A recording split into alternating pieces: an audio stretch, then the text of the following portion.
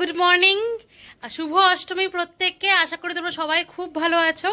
তো আজকের ব্লগটা সকাল সকাল শুরু করলাম। এখন বাজে প্রায় 6:30। এই যে আমার সোনা রেডি হয়ে গেছে, হাই করে দাও। আমরা যাচ্ছি আজকে ঘুরতে। তোমাদেরকে যেরকম বলেছিলাম যে অষ্টমীর দিন আমাদের প্ল্যান আছে, তো আমরা যাচ্ছি একটু বিহার সাইডে ঘুরতে। তোমরা তো এখন সবাই জানো জুশ্রী ফলস, ভাতিন্ডা এগুলো খুবই ফেমাস হয়েছে। তো আমাদের ওই জায়গাগুলো আগে কখনো দেখা হয়নি, বাড়ির কাছে থাকা সত্ত্বেও। আসানসোল থেকে তো এই জায়গাগুলো খুব কাছেই, কিন্তু আমাদের কোনোদিনও মানে যাওয়া হয়নি। এগুলো তো আগে মানে সেরকম লোক যেত না, অফবিট জায়গা ছিল, কিন্তু এখন সবাই যাচ্ছে। তো আমাদের মার আজকে ছুটি, আমার মা তো সার্ভিস করে, তো মার আজকে ছুটি অষ্টমীর দিন। তাই জন্য আমরা প্ল্যান করেছিলাম যে আজকে সবাই মিলে ঘুরতে যাব। ওদিক থেকে মনুরা একটা গাড়ি নিয়ে আসছে, মনুদের গাড়িতে চিরঞ্জীব ড্রাইভ করবে, আর মনু বাবা মা বুকান যাবে, আর আমাদের গাড়িতে আমি মা আম্মা অর্ক সোনা যাব। তো এই হচ্ছে প্ল্যান। মা সবাই বেরিয়ে গেছে, আমি সোনা আর বাবা বাকি আছি। বাবাকে আজকে খুব ভালো লাগছে দেখতে। এই শার্টটা বাবাকে আমি কিনে দিয়েছি পুজোতে, বাবাকে পরে খুব ভালো লাগছে। তো আজকে আমিও হোয়াইটের ওপর আর সোনাও হোয়াইটের ওপর। সোনার এই জামাটা দিয়েছে ওর, কে দিয়েছে সোনার জামাটা? কে দি জোরে বলো, থ্যাংক ইউ বলে দাও। পুকুচুনু মানে হচ্ছে আমার বোন, ও আমার বোনকে পুকুচুনু বলে। ওর পিঠেও একটা ব্যাগ দিয়ে দিয়েছি, টলটল করছে ব্যাগটা নিয়ে, কিন্তু নিজের মানে জিনিসগুলো তো নিজেকেই বইতে হবে, তাই জন্য ওকে ব্যাগ দিয়েছি। যতটুকু পারে ও নিক, তারপরে আমি নিয়ে নেবো ওর কাছ থেকে। তো আমরা এখন রওনা দিচ্ছি দুর্গা দুর্গা রাম ও নারায়ণ রাম বলে। মানে সব ঠিক থাকলে আমরা একদম টাইম মতো ফেরত চলে আসবো। একটু দেরি হয়ে গেল বেরোতে, আর একটু আগে বেরোনোর কথা ছিল। তো যাই হোক, বাচ্চা কাচ্চা নিয়ে বয়স্ক মানুষরা আছে, তো এর আগে হয় না। তো আর শোনার জন্য আর বুকানের জন্য আমি সকাল সকাল চাও করে নিয়েছি, এগ চাউমিন করে নিয়েছি আলু দিয়ে। ওরা দুজন টিফিন খেয়ে নেবে, কারণ ওই সাইডে না সেরকমভাবে মানে ঝাল ছাড়া পাবো কিনা বুঝতে পারছি না। তো দুপুরটা দেখা যাবে, কিন্তু সকালের খাবারটা তো নিয়ে নিয়েছি, এই জন্য আমি দুজনের জন্য করে সকাল সকাল উঠে। আর মা মানে অর্কর মা কালকে রাতে সব সবজি কেটে রেখেছি সবাই মিলে। সকালবেলা গোপালকে ফ্রাইড রাইস দেওয়া হয়ে যাচ্ছে। অষ্টমীর দিন গোপাল কি না খেয়ে রেখে যাওয়া যায়, তাই জন্য গোপালকে ফ্রাইড রাইস খাইয়ে তারপরে আমরা মিক্স ফ্রাইড রাইস খাইয়ে গোপালকে, তারপরে আমরা সবাই মিলে বেরোচ্ছি। তো এই ফ্রাইড রাইসটা মায়ের জন্য, অর্কর মায়ের জন্য নিয়ে নিয়েছি।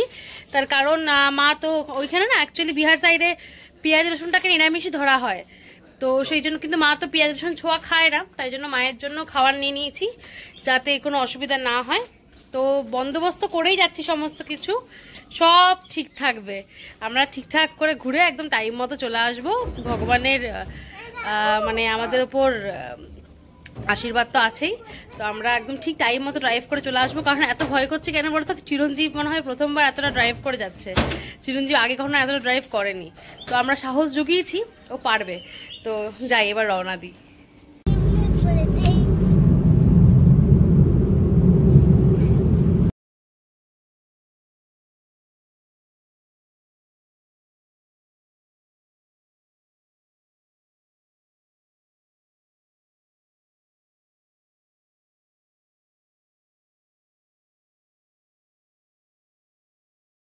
তো আমরা আলটিমেটলি পৌঁছালাম ভাতিন্ডা ফলস।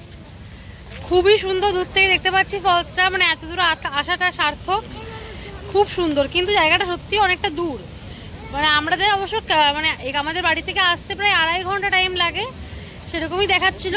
কিন্তু আমরা মাঝখানে 1 ঘন্টা দাঁড়ালাম খাবার খেতে, তো সেই জন্য আমাদের আসতে একটু লেট হয়ে গেল। কিন্তু খুব সুন্দর জায়গাটা, ভালো রোদ আছে এখানে। এই যে আমার হিরো, হিরো হাত ধরে হিরোইন, আর এই হাত ধরে হচ্ছে হিরোইন।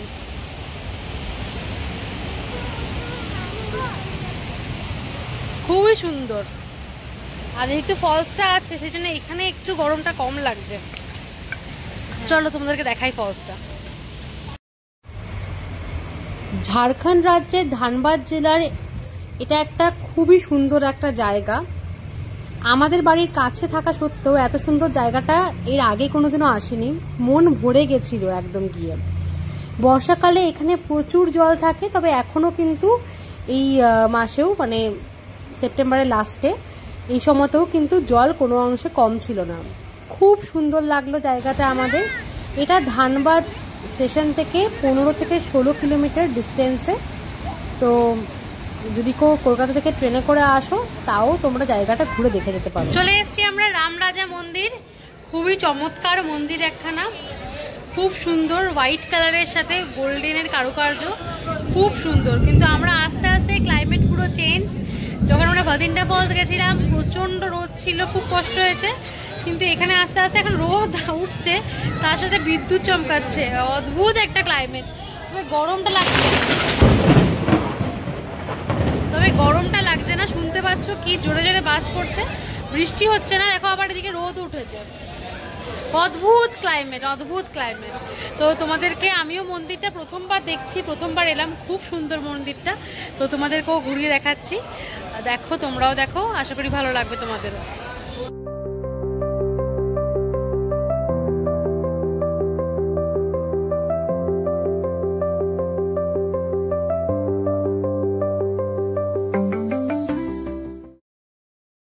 বলছিলাম বৃষ্টি আসবে আসবে, বৃষ্টি চলে এসছে, কি অপূর্ব মানে লাগছে যে কি বলবো। একটু আগে প্রচন্ড গরম লাগছিল, বৃষ্টিটা হয়ে একদম মানে ঠান্ডা করে দিল চারিদিকটা।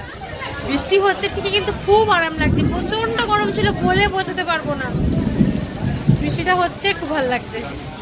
এবার একটু ঠান্ডা হয়ে যাবে। এবার আমাদের একটা স্পটই দেখা বাকি, তোপচাঁচি লেক। আমরা 3টে স্পটই ঘুরতে এসেছিলাম, ভাতিন্ডা, রাম মন্দির। তোমাদেরকে এখন রাম মন্দিরের ভিতরটা দেখিনি, কারণ আমরা নিজেরাও দেখিনি, বৃষ্টি শুরু হয়ে গেছে বলে এক কোণে দাঁড়িয়েছি। তো ভাতিন্ডা, রামরাজা মন্দির আর হচ্ছে তোপচাঁচি লেক, এই 3টে স্পট দেখবো। দেখে আমরা লাঞ্চ করবো, করে বাড়ি। বাচ্চা নিয়ে এর থেকে বেশি সম্ভব নয়।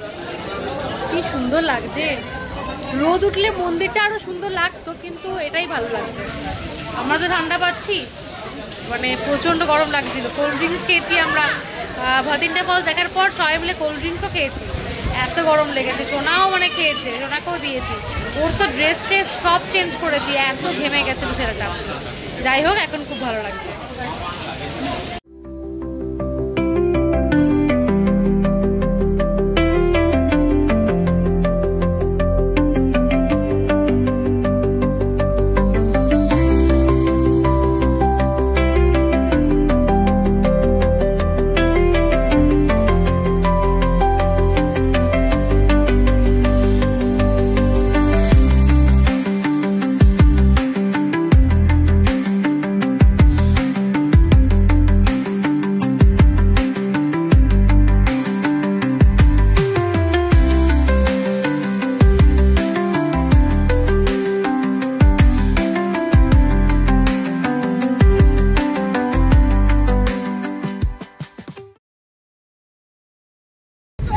প্রচন্ড বৃষ্টি হলো ওখানে মন্দিরে, ছেলেকে তার বাবা আগলে দাঁড়িয়েছিল বলে ছেলে ভেজেনি, তার একটা সাথে সাথে হাব হয়েছিল বলে এই জামা কাপড় ছাড়িয়ে দিয়েছি। তোমার সাপগুলো দেখিয়ে দাও, তোমার কটা সাপ, কি কি কালারের সাপ দেখিয়ে দাও।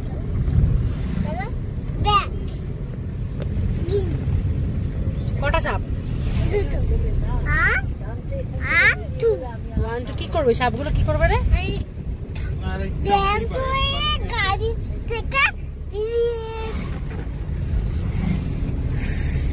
এবার সাপগুলোকে ভেঙে যেত, সাপগুলোকে ভেঙে যেত, ভেঙে দেয় না, তুই আমাকে ভেঙা দেখিয়ে দেখবো। তো আমরা মন্দিরটা খুব ভালো ক্যাপচার করতে পারিনি, কারণ প্রচন্ড বৃষ্টি হচ্ছিল। তারপরে যাই হোক, আমরা এখন বৃষ্টিটা কমেছে, আমরা যাচ্ছি তোপচাঁচি লেকের দিকে। এখন 1টা বেজে গেল, প্রায় 1 ঘন্টার উপর বৃষ্টি হলো। হ্যাঁ রেখে দেবো তো। এখন আমরা আছি তোপচাঁচি লেকের দিকে, তোপচাঁচি লেক দেখে তারপরে আমরা দুপুরের খাবার খাবো।